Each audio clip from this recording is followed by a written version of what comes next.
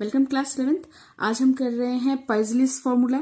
और पॉइजलिस फॉर्मूला को एक लाइन में याद रखिएगा कि पॉइजलिस फॉर्मूला हमें ये बताता है कि कितना वॉल्यूम पर सेकेंड किसी ट्यूब के थ्रू फ्लो करेगा।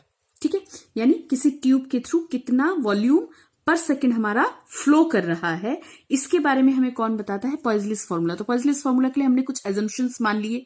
ठीक है, तो according to Poiseuille's formula the volume of a liquid flowing out per second through a horizontal tube, कैसा ट्यूब लिया है? हॉरिजॉन्टल ट्यूब लिया है, of length L and radius R, under a pressure difference, yes under a pressure difference across its end given by Q is equal to V by T। V यहाँ पे क्या है? Volume flowing, and T क्या है? पर second. ठीक है, ऐसा ट्यूब जिसका हमारे पास लेंथ कितना है? L है। ठीक है, मैंने यहाँ पे मान लो ये एक ट्यूब मैंने ड्रॉ कर दिया सपोज। ठीक है, कैसा ट्यूब लेना है हमें? हॉरिजॉन्टल ट्यूब लेना है। ठीक है, इसका लेंथ हमने कितना ले लिया? सपोज इसका लेंथ हमने ले लिया R और L ले लिया, और यहाँ पे R क्या है? इसका रेडियस है। ठीक है, R क्या है? यहाँ पे इसका रेडियस है। ओके, सो अब इसमें से हमने क्या कंसिडर किया कि लिक्विड यहां से एंटर कर रहा है और यहां से क्या कर रहा है? एग्जिट कर रहा है। तो इन दोनों एंड पे जो प्रेशर का डिफरेंस होगा उसी को हमने यहाँ पे प्रेशर डिफरेंस लिया है। ठीक है, यहाँ पे कोई प्रेशर और यहाँ पे कोई प्रेशर। ठीक है बेटा, तो वो हमारे पास बेसिकली हमें क्या समझना है इसके अंदर कि कितना वॉल्यूम इस ट्यूब के थ्रू कितना वॉल्यूम पर सेकेंड फ्लो कर रहा है। Okay, so this is the fundamental. आइए, तो इसका डायरेक्ट मैंने यहाँ पे फॉर्मूला लिख लिया। वॉल्यूम पर सेकेंड कितना फ्लो कर रहा है? That is pi by 8 which is constant. P is the pressure, R क्या है? Radius of the given tube, R raise to power 4, याद रखिएगा स्क्वायर नहीं, कितना? 4 upon coefficient of viscosity eta, यानी कि जो लिक्विड इसके थ्रू फ्लो कर रहा है उसका viscosity eta, and L is the length of the tube. ठीक है, इसको समझाने के लिए हम इसको ना कैपिलरी ट्यूब लेते हैं, यानी कि इसका रेडियस क्या लेते हैं? काफी कम लेते हैं। ओके, आइए, तो इस फॉर्मूले को ड्राइव करने के लिए कुछ अजम्पशंस माने गए, कुछ हमने अज्यूम कर लिया। और अज्यूम हमें क्या करना है कि the flow of a liquid is streamline. Flow of liquid कैसा होगा? स्ट्रीमलाइन होगा, यानी कि स्टेडी फ्लो होगा। ठीक है, the liquid velocity is zero at the ends of the wall of the tube and increases downward the axis of the tube। अब जरा बात को समझिएगा, यहाँ पे हमने ये कंसिडर कर लिया कि velocity of the liquid जो इन सिरों पर होगा, इन किनारों पर होगा, वो कितना होगा? 0 होगा। वो कितना होगा? V इज इक्वल टू कितना होगा? इन पे 0 होगा। बात को समझिएगा, मैं दोबारा से ड्रॉ करके दिखा रही हूं। मान लीजिए कि मैंने ये लिक्विड ट्यूब लिया। ठीक है, ये मैंने कोई ट्यूब लिया जिसमें से लिक्विड मेरा क्या कर रहा है? फ्लो कर रहा है। तो दिस इज द एक्सिस। ठीक है, V इज इक्वल टू 0 होगा इस वाले लेयर पे और इस वाले, यानी सिरों पर, ये जो किनारे जो है ना इन पे। ठीक है, ओके, इसमें से लिक्विड की जो वेलोसिटी है वो एक्सिस पे, जब टुवर्ड्स एक्सिस जब हम जाएंगे वो इंक्रीज करेगी, यानी कि यहाँ पे सबसे ज्यादा होगी, यहाँ पे वेलोसिटी क्या होगी? कम, यहाँ पे वेलोसिटी क्या होगी? कम, और ऊपर वाले में तो क्या होगी? 0। सिमिलरली नीचे भी हमारे पास यहाँ पे ज्यादा होगी और यहाँ पे धीरे धीरे क्या हो जाएगी? कम, यानी कि वेलोसिटी कुछ हमारे पास इस तरह से होगी। ठीक है, ये हमने मान लिया। और हमने क्या माना कि इसको हमने हॉरिजॉन्टल रखा है, इसको हमने ऐसे रखा है, इसको टेढ़ा नहीं रखा।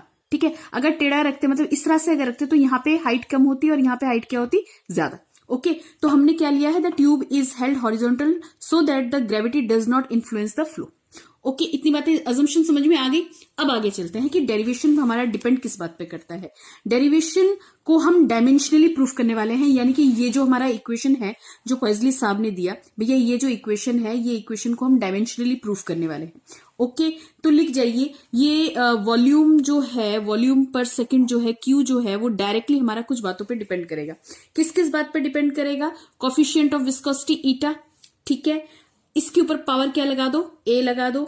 दूसरा किस बात पे डिपेंड करेगा? रेडियस ऑफ द ट्यूब पे डिपेंड करेगा, B लगा दिया। मैं डायरेक्ट करने की कोशिश कर रही हूं। ठीक है, और तीसरा हमारे पास क्या होगा? Pressure gradient. Of course pressure gradient, and that is, तो ये है pressure gradient setup along the tube. ठीक है, pressure gradient setup along the capillary tube. Okay, so इसको बना दो इक्वेशन नंबर फर्स्ट।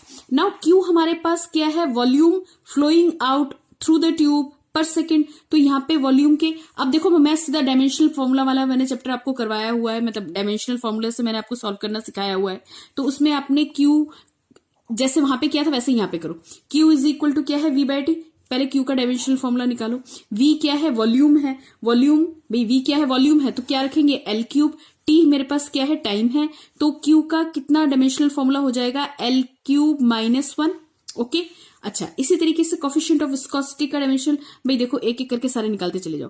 ठीक है, अभी यहाँ पे हम निकालेंगे कोफिशिएंट ऑफ विस्कोसिटी का डायमेंशन, ईटा का डायमेंशन। ये भी मैंने करवाया था, बिल्कुल करवाया था, याद आ रहा है। Coefficient of viscosity eta is equal to M L -1 T -1। नहीं याद आ रहा तो पीछे वाला वीडियो जाके देख लेना। ठीक है, अच्छा R क्या है, रेडियस है, तो R इसको मैं कितना ले लूंगी डायमेंशनल फॉर्मूले में, L। इतनी बात समझ में आई। ठीक है, बचा क्या हमारे पास बचा P/L। ठीक है, P/L, P क्या है, प्रेशर है। ओके, और प्रेशर का हमारे पास हम कैसे लिखते हैं, M L -1 T -2 अपॉन में कितना आ जाएगा, फिर से क्या आएगा, L। Okay, per unit length ही तो ले रहे थे। ठीक है, तो ये कितना हो जाएगा, M, बेटा ये L ऊपर जाएगा तो तुम्हें कितना दे देगा, ML -2 T -2। ओके, ये सारी चीजें आ गई। यहाँ पे जरा पुटअप कर दो, ये सारी की सारी जो हमने डायमेंशनल फॉर्मूला लिखा सारा का सारा इक्वेशन 1 में पुटअप कर दो। तो यहाँ पे कितना हो जाएगा, लेफ्ट हैंड साइड पे कितना हो जाएगा, लेफ्ट हैंड साइड पे हो जाएगा L क्यूब T -1, और इस तरफ कितना आ जाएगा, कोफिशिएंट ऑफ विस्कोसिटी ईटा पे चला जाएगा, M L -1 T -1 पावर कितना, A। ठीक है, R रेडियस है। ठीक है, इसमें हमने कितना लिया, L। ओके, तो L रेज टू पावर हमारे पास क्या चला जाएगा, B। P/L हमारा कितना आ रहा है, M L -2 T -2 के ऊपर पावर क्या चला जाएगा, C। अब कुछ याद आ रहा है, L क्यूब T -1, यहाँ पे कितना हुआ बेटा, M के ऊपर यहाँ पे कितना है, पावर A, यहाँ पे M नहीं है, और यहाँ पे पावर कितना दिख रहा है, C, A + C। Okay, this is correct. इसके बाद हमारे पास कौन आएगा भैया, इसको एक ब्रैकेट में डाल दो। ठीक है, अब ये क्या आ गया, L। ओके, तो L वाला ढूंढो जरा। L के ऊपर कितना आ गया, माइनस का A, -1 × A, माइनस का A, यहाँ पे सिर्फ B है और प्लस का B हो गया, यहाँ पे कितना हो गया, -2C। ओके, अब कितना आया, T वाला देखो, T के ऊपर -1 है, तो -1 है तो T -A, यहाँ पे T नहीं है और यहाँ पे क्या है, -2C। बोलो याद आ रहा है, बना दो इसको इक्वेशन नंबर 2 और इसको बना दीजिए इक्वेशन नंबर 3। ओके, अब जरा अगले पेज पे चलते हैं। तो बेटा जी ये इक्वेशन हमने पिछले वाले पेज पे लिख लिया था। ठीक है, अब इक्वेट कर जाओ, लेफ्ट हैंड साइड और राइट हैंड साइड पे आप इक्वेटिंग स्टार्ट कर दीजिए। यहाँ पे इस तरफ तो m कुछ है नहीं, है ना, तो यहाँ पे क्या हो जाएगा, लेफ्ट हैंड साइड पे m = 0, यहाँ पे क्या हो जाएगा, m के ऊपर पावर कितना, a + c। तो भैया जी एक इक्वेशन तो मेरा तैयार हो गया, a + c = 0। ओके, यहाँ पे L के ऊपर कितना आ रहा है, क्यूब, और यहाँ पे L पे कितना आ रहा है, L पे आ रहा है -A + B -2C। सो यहाँ पे आ जाएगा -A + B -2C = कितना आ रहा है, 3। दूसरा इक्वेशन तैयार हो गया। थर्ड इक्वेशन, इस तरफ कितना है, T की पावर है -1, और यहाँ पे T की पावर तुम्हें कितनी दिख रही है, -A -2C। ठीक है, तो -A -2C इक्वेशन में माइनस कॉमन कर दीजिएगा। ठीक है, यहाँ पे कितना आ गया, यहाँ पे आ गया -1, कितना आ गया, -1। ओके, तो ये सारे इक्वेशन हम सॉल्व कर लेंगे, यहीं से आ जाएगा A = कितना आ रहा है, C आ रहा है, लेकिन -C आ रहा है। ठीक है, यहां से अगर मैं नेगेटिव निकाल देती हूं तो ये आ रहा है A + 2C = कितना आया, 1 आया। तो यहाँ पे A की जगह पे -C अगर मैं लगा दूं, बेटा जी -C अगर यहाँ पे लगा दें, -C + 2C ये हो गया। A की जगह पे मैंने क्या रखा, -C। ठीक है, कितना आया, ओके, सो यहां से कितना आ रहा है, C = 1। तो A की वैल्यू मेरे पास कितनी आ गई, A की वैल्यू मेरे पास कितनी आ गई, -1। C की वैल्यू कितनी आ गई मेरे पास, 1। तो B यहां से मैं निकाल लूंगी। B जरा निकालने की कोशिश कीजिए। देखिए B मेरे पास कितना आ रहा है, B यहाँ पे 4 आ जाएगा। इसको सॉल्व करके देखो, B यहाँ पे मेरे पास आ जाएगा 4। ओके, इतना समझ में आया। तो A B C तीनों की हमारे पास पावर्स आ गए। अब हमने कहा था कि हमारी जो क्वांटिटी है वो हमने लिया था Q = या प्रोपोर्शनलिटी हमने लिया होगा। ठीक है, eta raise to power A, okay, R raise to power B and pressure.